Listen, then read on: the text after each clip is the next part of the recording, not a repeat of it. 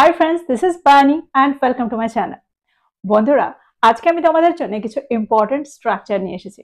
যে স্ট্রাকচারগুলোর ব্যবহার আমরা প্রতিদিন করে থাকি। আর যেগুলোর ব্যবহার না জানলে সত্যিই ইংরেজিতে কথা বলাটা অসম্ভব। আমরা প্রায় সেন্টেন্সে জিরান্টের ব্যবহার করে থাকি। আমরা সেখানে প্রায় আটকে যাই, ভুল করে ফেলি। আমরা প্রায় সেন্টেন্সে বলে থাকি সে সকাল থেকে এটাতে লেগে আছে, সে সকাল থেকে মোবাইলে লেগে আছে, সে সকাল থেকে তার প্রজেক্টটাতে লেগে রয়েছে, অর্থাৎ সে সকাল থেকে তার প্রজেক্টটাতে বিজি রয়েছে। দেখো, এখানে আমরা প্রায় সময় ভুল প্রিপোজিশনের ব্যবহার করে ফেলি। তো আজকে আমরা এই ভিডিওটাতে এই ধরনেরই কিছু সেন্টেন্স তৈরি করতে শিখব। তাছাড়াও আমরা দেখব কিছু জিরান্টের ব্যবহার। সেন্টেন্সে আমরা এই জিরান্টগুলোকে কিভাবে ব্যবহার করতে পারি। তো প্রত্যেকটা স্ট্রাকচারকে খুব মন দিয়ে দেখো। সেন্টেন্সে আমরা এগুলোকে কোন অর্থে কিভাবে ব্যবহার করছি। আজকের ভিডিওটাও কিন্তু খুবই ইম্পর্টেন্ট, খুবই ফ্রুটফুল হতে চলেছে। তোমরা কোথাও যাবে না, আমার সাথে ভিডিওটা একদম শেষ পর্যন্ত থাকবে। যারা চ্যানেলে নতুন প্রথম ভিডিও দেখছো তারা প্লিজ চ্যানেলটাকে সাবস্ক্রাইব করে নিও, তাহলে যখনই আমি ভিডিও আপলোড করবো তোমরা নোটিফিকেশন পেয়ে যাবে। তো আর দেরি না করে চলো শুরু করা যাক আজকের ভিডিও। আমরা প্রায় বলে থাকি সে সকাল থেকে পড়াশোনায় লেগে আছে। দ্যাট মিনস সে সকাল থেকেই পড়াশোনা করতে ব্যস্ত আছে। আমার মা সকাল থেকেই রান্না করতে ব্যস্ত আছে। দ্যাট মিনস আমার মা সকাল থেকেই রান্নায় লেগে আছে, রান্নায় করে চলেছে। তো এরকম অর্থে আমরা সেন্টেন্সে বিজি প্লাস জিরান্টের ব্যবহার করে থাকি, busy plus verb plus ING এর ব্যবহার করে থাকি। দেখো, এখানে আমরা উইথ বা ইন কোনোটারই ব্যবহার করব না। সেন্টেন্স দেখো, তোমরা আরো ভালো করে বুঝতে পারবে। যদি আমি বলি আমি পড়াশোনায় লেগে আছি, দ্যাট মিনস আমি পড়াশোনায় ব্যস্ত আছি। এখানে আমরা বলবো I am busy studying, I am busy studying. দেখো, এখানে আমরা বলবো না I am busy with studying বা I am busy in studying, তাহলে কিন্তু সেন্টেন্সটা ভুল হয়ে যাবে। আমরা বলবো আই এম বিজি স্টাডিং। যদি আমি বলি সে রান্নায় লেগে আছে, she is busy cooking, my mother is busy cooking, আমার মা রান্নায় লেগে আছে। যদি আমি বলি তারা ঘরটা পরিষ্কার করায় লেগে আছে, দ্যাট মিনস তারা ঘরটা পরিষ্কার করতে ব্যস্ত আছে। They are busy cleaning the room, they are busy cleaning the room. সে তার মাকে সাহায্য করতে লেগে আছে, দ্যাট মিনস সে তার মাকে সাহায্য করতে ব্যস্ত। She is busy helping her mother, she is busy helping her mother. এবার প্রশ্ন হচ্ছে, আমরা বিজি উইথ এর ব্যবহার তো প্রায় দেখে থাকি, তাহলে এখানে আমরা বিজি উইথ এর ব্যবহার কেন করছি না? দেখো, আমরা যখন সেন্টেন্সে বিজি প্লাস অবজেক্টের ব্যবহার করব, তখন আমরা তার মধ্যে উইথ এর ব্যবহার করব। That means busy with plus অবজেক্টের ব্যবহার করব। কিন্তু যখন আমরা বিজি প্লাস ভার্বের ব্যবহার করব, তখন আমরা সেন্টেন্সে কোনো প্রিপোজিশনের ব্যবহার করব না। That means busy plus verb plus ING, busy plus জিরান্টের ব্যবহার আমরা ডিরেক্ট করব। যদি আমি বলি আমি আমার বাড়ির কাজেই লেগে আছি, দ্যাট মিনস আমি আমার বাড়ির কাজ নিয়েই ব্যস্ত। I am busy with my homework, I am busy with my homework. দেখো, এখানে কিন্তু আমরা ভার্বের ব্যবহার করছি না। দ্যাট মিনস এখানে আমরা কাজ করতে ব্যস্ত আছি এটা বলছি না, আমি বলছি আমি আমার বাড়ির কাজে ব্যস্ত আছি। আর একটা এক্সাম্পল দেখো, যদি আমি বলি সে তার ফোনে লেগে আছে, দ্যাট মিনস সে তার ফোন নিয়ে ব্যস্ত আছে বা সে তার ল্যাপটপ নিয়ে ব্যস্ত আছে। সেন্টেন্সটা কি হবে? She is busy with her phone বা she is busy with her laptop. আমরা এটা বলছি না সে তার ফোন চালানোতে ব্যস্ত আছে। এবার যে সেন্টেন্স দুটোকে বলছি খুব মন দিয়ে দেখো। যদি আমি বলি আমরা অফিসের কাজেই লেগে আছি, দ্যাট মিনস আমরা অফিসের কাজেই ব্যস্ত আছি। We are busy with office work. We are busy with office work. এবার যদি আমি বলি আমরা অফিসের কাজ করতেই ব্যস্ত আছি, আমরা অফিসের কাজ করতেই লেগে আছি, তাহলে সেন্টেন্সটা কি হবে? দেখো, এখানে কিন্তু আমরা করা এই ভার্বটাকে উল্লেখ করছি, তাহলে সেন্টেন্সটা কি হবে? We are busy doing office work. যদি আমি বলি তারা উৎসবের পরিকল্পনাতেই লেগে আছে, They are busy with festival planning. They are busy with festival planning. এবার যদি আমি বলি তারা উৎসবের পরিকল্পনা করতেই ব্যস্ত রয়েছে, অর্থাৎ তারা কোন একটা কাজ করতে ব্যস্ত রয়েছে, তখন আমরা বলবো they are busy planning the festival. They are busy planning the festival. তো তোমরা বুঝতে পারছো সেন্টেন্স দুটোকে আমরা কিভাবে তৈরি করলাম। তো এক্সাম্পল গুলোর মধ্যে দিয়ে আমার মনে হয় তোমরা স্ট্রাকচার দুটোকে বুঝতে পারলে। That means busy plus verb plus ING ing এর ব্যবহার আর বিজি উইথ প্লাস একটা অবজেক্টের ব্যবহার। তো এবার আমরা দেখব এর পরেরটা। এর পরেরটা হলো কিপ আর কিপ অন এর মধ্যে কি পার্থক্য। এটা নিয়েও আমরা বেশ কনফিউজড হয়ে যাই। দেখো সেন্টেন্সে আমরা keep plus verb plus ING এর ব্যবহার তখন করি যখন আমরা অর্থ করতে চাই কোনো একটা কাজ চালিয়ে যাওয়া, কোনো একটা কাজকে বারবার করে করে যাওয়া। এরকম অর্থে আমরা সেন্টেন্সে keep plus verb plus ING এর ব্যবহার করে থাকি। দ্যাট মিনস কিপ প্লাস জিরান্টের ব্যবহার। সেন্টেন্স দেখো, সেন্টেন্সে আমরা স্ট্রাকচারটাকে কি করে ব্যবহার করছি, আর তারপরে আমরা দেখব keep on plus verb plus ING এর ব্যবহার। That means keep on plus জিরান্টের ব্যবহার।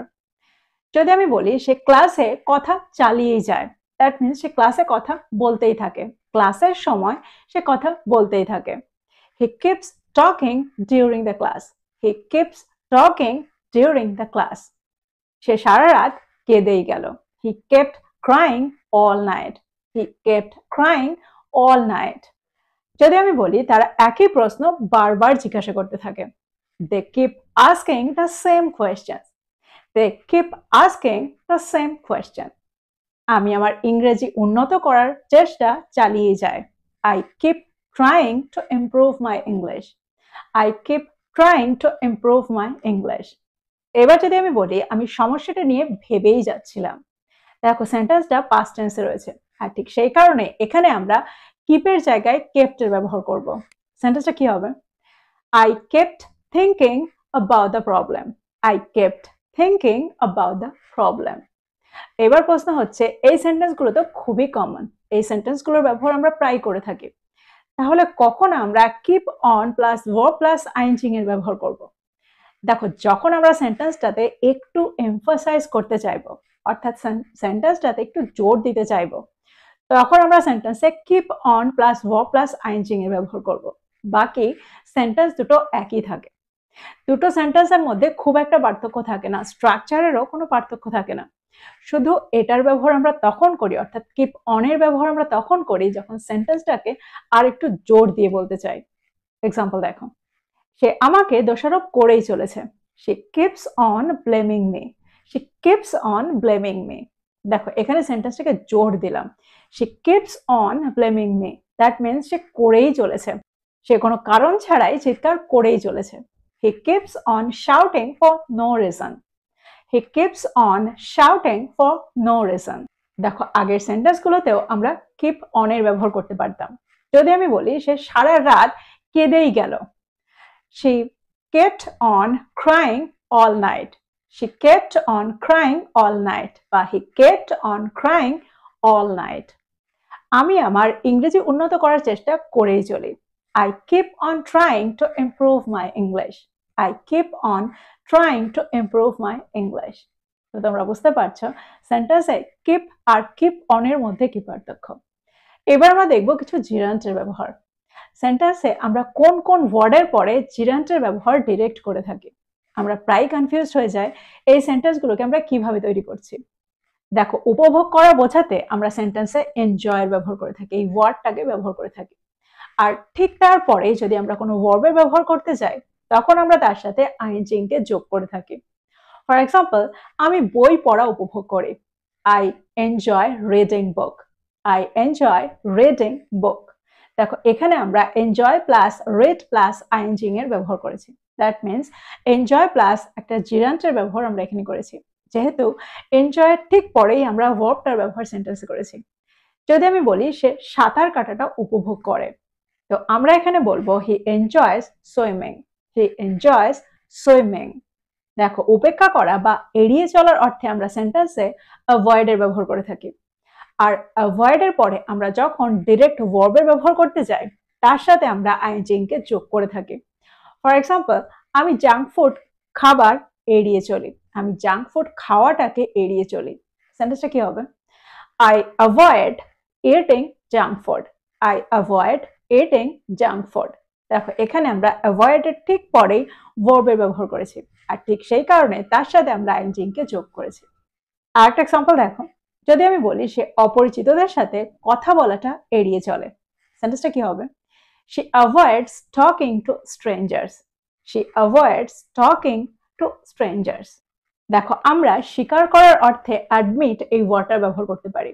আর এর ঠিক পরেই যদি আমরা কোনো ভার্বের ব্যবহার করি তার সাথেও আমরা আইএনজি কে যোগ করব। যদি আমি বলি সে পরীক্ষায় নকল করার কথাটা স্বীকার করেছিল, হি admitted cheating in the test. He admitted cheating in the test বা ইন দ্য এক্সাম।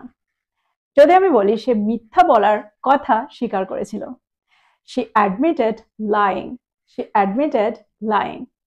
ঠিক একইভাবে আমরা যখন সেন্টেন্সে অস্বীকার করা বোঝায় তখন আমরা সেন্টেন্সে ডিনাই এর ব্যবহার করে থাকি, আর ঠিক তারপরেই আমরা জিরান্ট এর ব্যবহার করতে পারি। যদি আমি বলি সে টাকা চুরি করার কথা অস্বীকার করেছিল, he denied stealing the money. he denied stealing the money. সে সেখানে থাকার কথাটা অস্বীকার করেছিল, she denied being there. she denied being there. দেখো সেন্টেন্সে যখন আমরা অর্থ করতে চাই বিবেচনা করে দেখা, তখন আমরা সেন্টেন্সে কনসিডার এর ব্যবহার করে থাকি। দেখো এখানে আমরা থিঙ্ক অ্যাবাউট এর ব্যবহারও করে থাকি। তো যখন আমরা কনসিডার ব্যবহার করি আর ঠিক তারপরেই আমরা কোনো ভার্বের ব্যবহার করব, তার সাথেও আমরা আইএনজি কে যোগ করব। যদি আমি বলি আমি বিদেশে যাওয়ার কথা বিবেচনা করেছিলাম, দ্যাট মিন্স আমি বিদেশে যাওয়ার কথা ভেবেছিলাম। I considered going abroad. I considered going abroad. তারা বাড়িটা বিক্রি করার কথা ভেবেছিল। They considered selling the house. They considered selling the house. তো তোমরা বুঝতে পারছো এখানে আমরা কনসিডার এর পরে ভার্ব প্লাস আইএনজি এর ব্যবহার কিভাবে করছি। তো এই ছিল আজকের ভিডিও। আমার মনে হয় প্রত্যেকটা স্ট্রাকচারকে তোমরা বুঝতে পেরেছো, আর এই স্ট্রাকচারগুলো দিয়ে আমরা সেন্টেন্স কি করে তৈরি করছি সেটাও তোমরা বুঝতে পেরেছো। তো প্রত্যেকটা স্ট্রাকচারকে নোট ডাউন করো আর এগুলো দিয়ে প্রচুর সেন্টেন্স তৈরি করো, আর সেগুলোকে তোমাদের প্রতিদিনের কনভারসেশনে ব্যবহার করো। যত তোমরা এগুলোকে ব্যবহার করবে তত তাড়াতাড়ি তোমরা এগুলোর সাথে সরগরম হয়ে যাবে। তো এই ছিল আজকের ভিডিও, এই ছিল আজকের টপিক। ভিডিওটা ভালো লাগলে লাইক করতে ভুলে যেও না, বন্ধুদেরকে শেয়ার করো যারা ইংরেজি শিখছে। So this is all about today. I will be back with another video. Till then, take care. Thank you for watching this video. Bye bye.